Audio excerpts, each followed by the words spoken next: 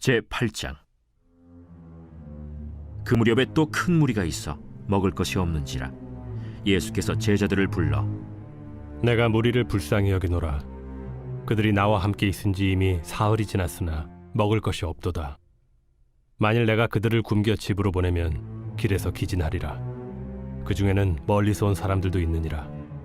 이 광야 어디서 떡을 얻어 이 사람들로 배부르게 할 수 있으리이까? 너희에게 떡 몇 개나 있느냐? 7이로소이다. 예수께서 무리를 명하여 땅에 앉게 하시고 떡 7개를 가지사 축사하시고 떼어 제자들에게 주어 나누어 주게 하시니 제자들이 무리에게 나누어 주더라. 또 작은 생선 2마리가 있는지라 이에 축복하시고 명하사 이것도 나누어 주게 하시니 배불리 먹고 남은 조각 7광주리를 거두었으며 사람은 약 4,000명이었더라. 예수께서 그들을 흩어보내시고 곧 제자들과 함께 배에 오르사 달마누다 지방으로 가시니라. 바리새인들이 나와서 예수를 힐난하며 그를 시험하여 하늘로부터 오는 표적을 구하거늘 예수께서 마음속으로 깊이 탄식하시며 어찌하여 이 세대가 표적을 구하느냐? 내가 진실로 너희에게 이르노니 이 세대에 표적을 주지 아니하리라. 하시고 그들을 떠나 다시 배에 올라 건너편으로 가시니라.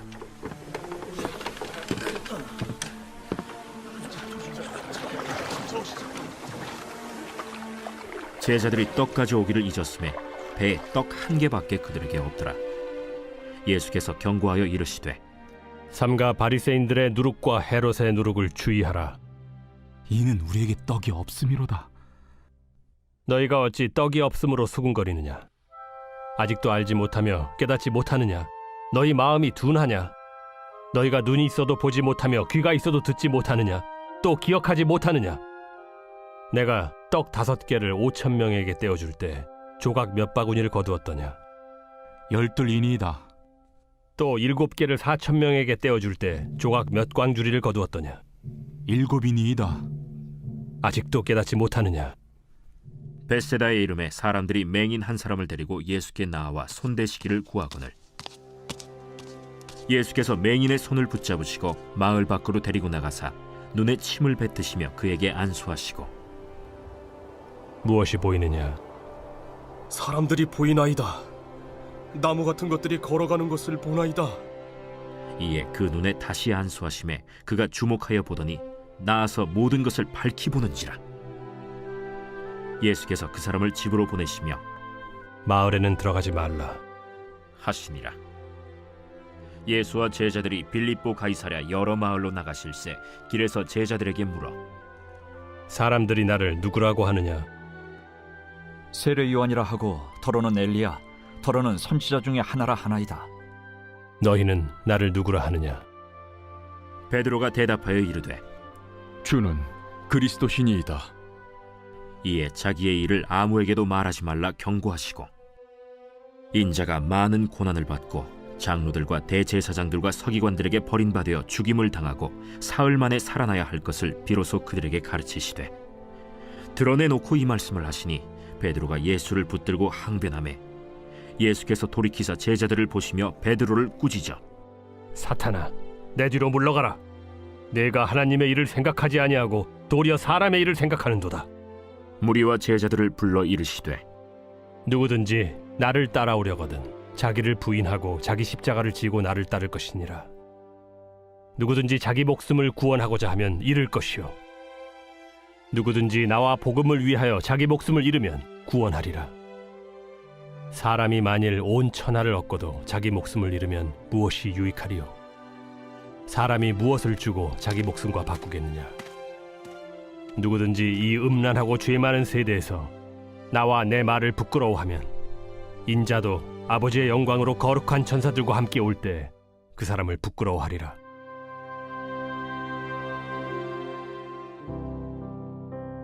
새벽 영성 기도 시간입니다. 오늘은 마가복음 8장 말씀 함께 살펴보겠습니다. 여러분은 복음서에서 떡에 대한 내용이 몇 차례 나오는지 생각해 보신 적이 있으십니까? 문득 떡에 대한 내용이 몇 차례 나오는지 궁금하여 찾아봤습니다. 마태복음, 마가복음, 누가복음, 요한복음에서 모두 같은 내용이 나오지는 않습니다만 마태복음과 마가복음에서는 같은 내용이 나오고 그 순서도 일치한다는 것을 알게 되었습니다. 우리는 마가복음을 중심으로 살펴볼 겁니다. 마가복음 6장부터 8장까지를 떡이라는 키워드로 함께 보려고 합니다. 오늘 본문에서는 떡에 대한 내용으로 칠병이어의 기적이 나오고 제자들이 배에 탔을 때 있었던 일에 대해 다루고 있습니다. 그리고 그 뒤에는 예수님이 누구신가에 대한 고백과 십자가 사건에 대해 언급이 되고 있는데요. 예수님은 누구신가? 그리고 십자가 사건이 떡과 아무런 관련이 없는 것처럼 보일 수 있지만 연관성을 가지고 다시 살펴보면 떡과 연결이 됩니다. 먼저 5절에서 8절 읽어보겠습니다. 예수께서 물으시되 너희에게 떡 몇 개가 있느냐? 이르되 7 이로소이다 하거늘 예수께서 무리를 명하여 땅에 앉게 하시고 떡 7개를 가지사 축사하시고 떼어 제자들에게 주어 나누어 주게 하시니 제자들이 무리에게 나누어 주더라. 또 작은 생선 2마리가 있는지라 이에 축복하시고 명하사 이것도 나누어 주게 하시니 배불리 먹고 남은 조각 7 광주리를 거두었으며 이것을 칠병이어라고 합니다. 그리고 나서 예수님은 제자들과 함께 배에 타십니다. 바리새인들이 등장하고 예수님을 시험하고 표적에 대한 내용이 나오지요. 예수님은 이들에게 표적을 보여주지 않겠다라고 말씀하시고 다시 배에 오르십니다.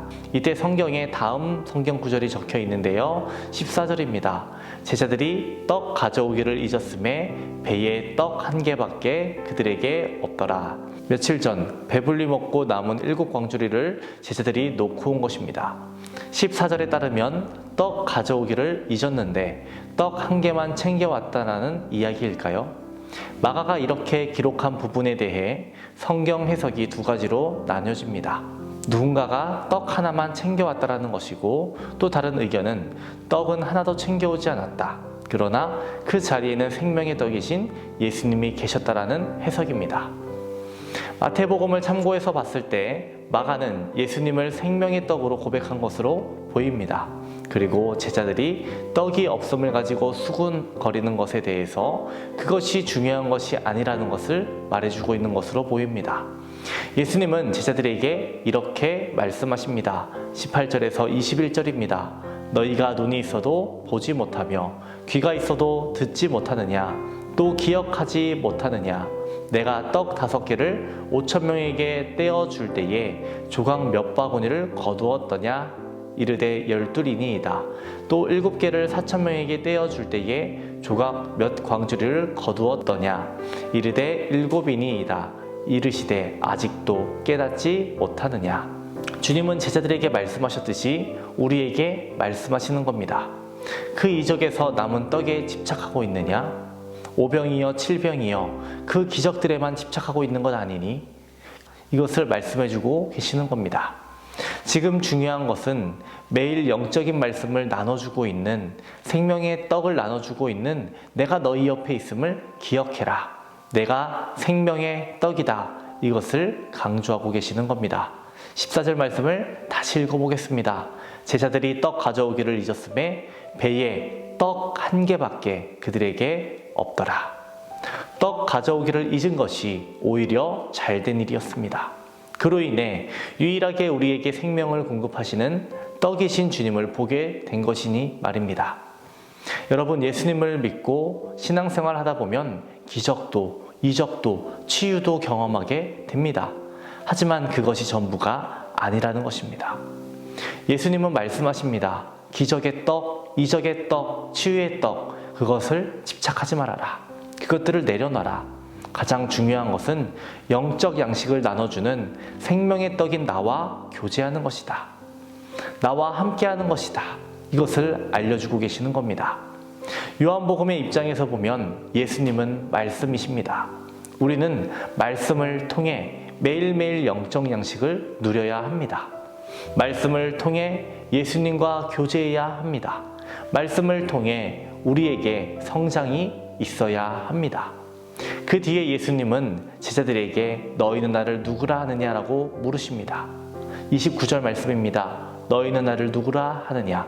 베드로가 대답하여 이르되 주는 그리스도 신이이다 하매 베드로가 예수님을 그리스도라 고백했습니다.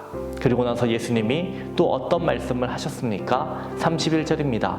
인자가 많은 고난을 받고 장로들과 대제사장들과 서기관들에게 버림받아 죽임을 당하고 사흘 만에 살아나야 할 것을 비로소 그들에게 가르치시되 생명의 떡이신 주님이 찢겨지신다라는 것을 알려주고 계시는 겁니다. 오늘 본문을 통해 우리는 두 가지를 알 수 있습니다. 나는 생명의 떡이신 주님만을 바라봐야 한다. 나를 위해 생명의 떡이신 주님께서 죽으셨다. 이 두 가지를 우리들 기억해야 합니다. 제자들에게 있어서 떡 가져오기를 잊은 것은 오히려 유익한 일이었습니다. 그들에게 떡은 종교가 될 수 있었습니다. 여러분, 종교인이 아닌 생명의 떡이신 주님과 함께하고 주님을 위해 살고 주님을 닮아가는 그리스도인 되시기를 주님의 이름으로 축원합니다. 오늘은 코로나 종식을 위해 기도하겠습니다. 코로나로부터 성도들의 건강을 지켜주시기를 기도해 주시고 코로나로부터 자유하게 되고 예배의 자리에 담대히 나올 수 있기를 기도해 주시기 바랍니다.